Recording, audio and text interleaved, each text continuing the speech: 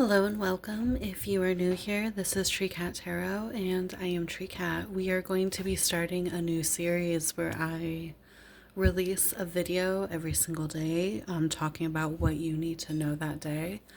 I made this decision because I tried to do pick a cards like a lot of tarot readers on YouTube do, and I just consistently had issues connecting in that way and issues like, you know how when you're not truly aligned with something, like you find excuses not to do it. I kept doing that. However, on shorter platforms such as TikTok, I used to do what do you need to know today readings, and I remember loving those so much. So we are going to do that, but on this platform where I can go as long as I need to go, as long as is necessary without interruption. I'm still going to do the monthly zodiac sign reads that I do at the end of each month for the upcoming month. This is just something new that we are trying. And as life goes, we are constantly moving and changing and evolving. And we have to go with what we are being guided to do. So, welcome. Come on this adventure with me. I thought for the first reading it would be really cool to just use a tarot deck, not bring in any oracle decks or do anything special. We're just gonna go back to basics, and we're going so far back to basic that we are using the Angel Tarot deck by Doreen Virtue. This was my first ever tarot deck. This was the one that I learned how to read from. When I had this deck, she was the only deck I had for like 5 or 6 years. This was the deck that got me through being homeless, and allowed me to have a way to channel with spirit in the universe and know that things were going to be okay, and to help me make the decisions I needed to make to get back on my feet, which we are now. So this deck is very special to me for that reason, and I haven't used her in a long time. Oddly, I am not a Christian, but this was the deck that I was attracted to. And she is super beautiful, which you will find out. So let's go ahead and get started and find out what you need to know today. This video is going to be for Wednesday, March 8th. I'm recording it the night beforehand I'm sorry, not March, May. This is for Wednesday, May 8th. I am recording it the night beforehand on May 7th, and we'll see how this works out for us. So, what do you need to know for Wednesday, May 8th? We have the Knight of Swords in the reverse. Oh my goodness. Yeah, she wants to talk. I haven't used her in quite some time.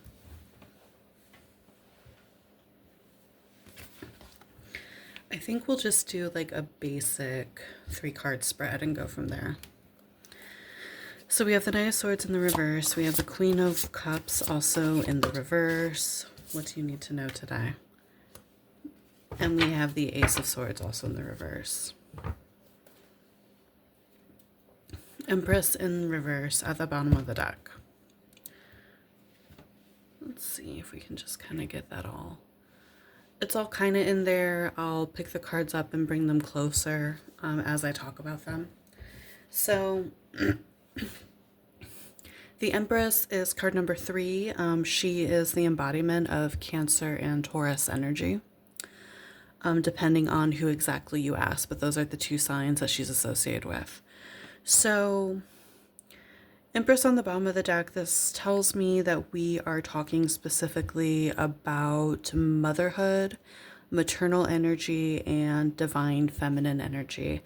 And we're talking about issues having access to said energy.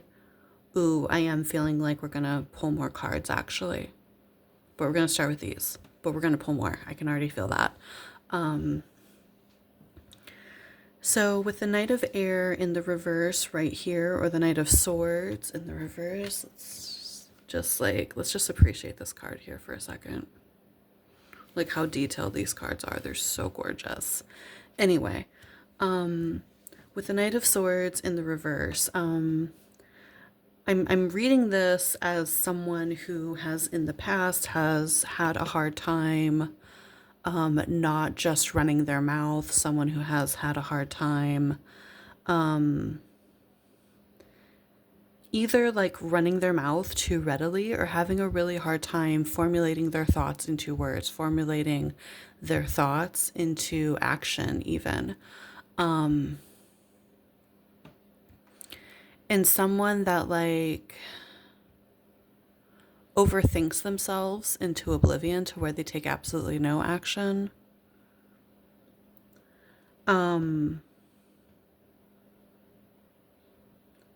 So that is a past energy that we have here.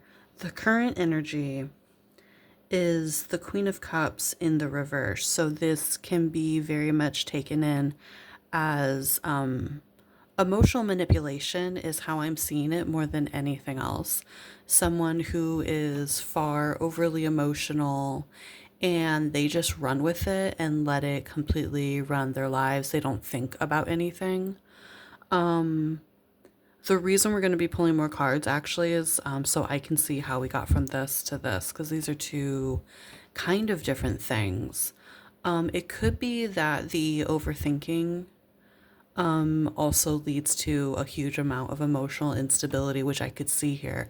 Like overthinking yourself into a depressive spiral, and then when you're in that depressive spiral, you just stay there and you don't know what else to do with yourself. So if that is what's going on with you right now, then your message for what is coming up next, we have the Ace of Air in the reverse. You need to get out of this depressive spiral because, or this overthinking, because what it's doing with when the Ace of Air comes out in the reverse, it's when we have ideas, but we don't know how to get them out. We don't know how to turn anything into the physical. We don't know how to turn anything into reality, right? That is a very good representation of a way in which having either, like in this case, I'm not thinking that you don't have access to your divine feminine energy. I think she is too imbalanced, right? There's a huge imbalance where like maybe your feminine energy makes up like 70-80% of your energy, and that's fine. We all have whatever energetic ratios that we have. We are created in the ways that we are created, and no two of us are the same. However, when she's running the show too much and not letting the I almost said the king, not letting the her divine masculine energy have any say, that's when we are in depressive, when we are in emotional spirals. That's when we have all these ideas and maybe we can like plot them out and plan them, but we can't take action on them. That's when there's no organization. That's when there's no logic, because there is a large lacking in masculine energy within a person. You need to fix this. So what I'm going to ask Spirit now,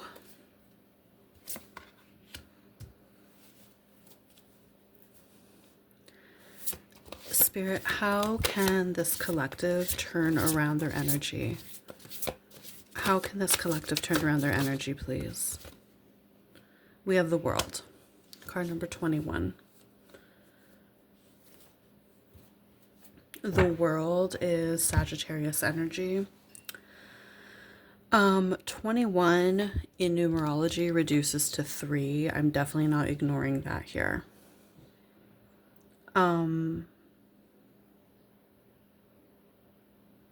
I think it's funny that the Empress, the two signs associated with the Empress, Taurus and Cancer, that's earth and water.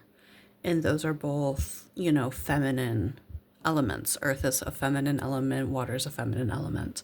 The World being represented by Sagittarius energy, that is a fire element, and fire is masculine energy. So it could be that specifically in your own chart, you need to look at where you have maybe specifically Sagittarius, like in terms of what house you have them in, and if there's any planets there, or asteroids. Asteroids can also be very, very important. We should not overlook those.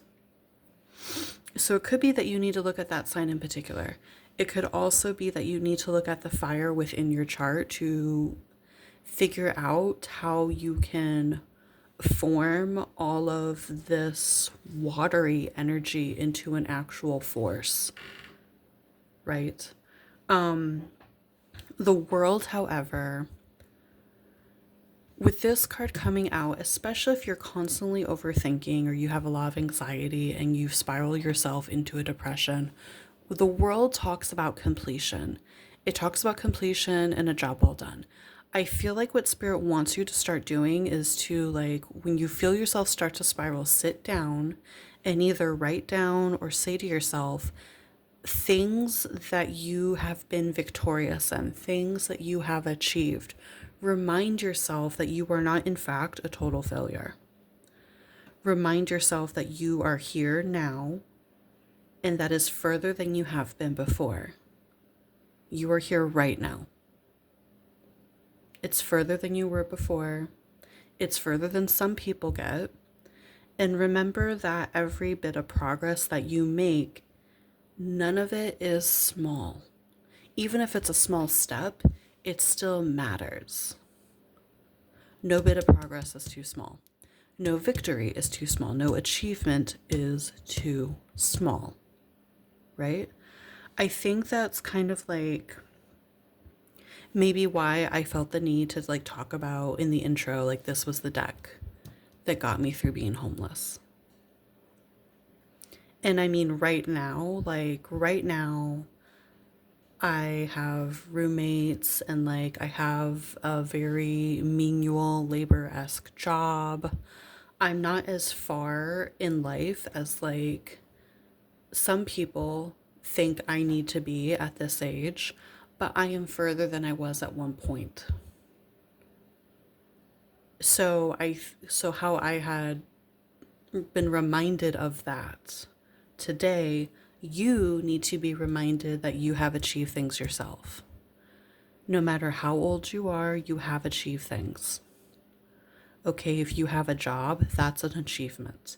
If you have a degree, that is an achievement. If you've simply graduated high school, that is an achievement. If you've held any job, that's an achievement.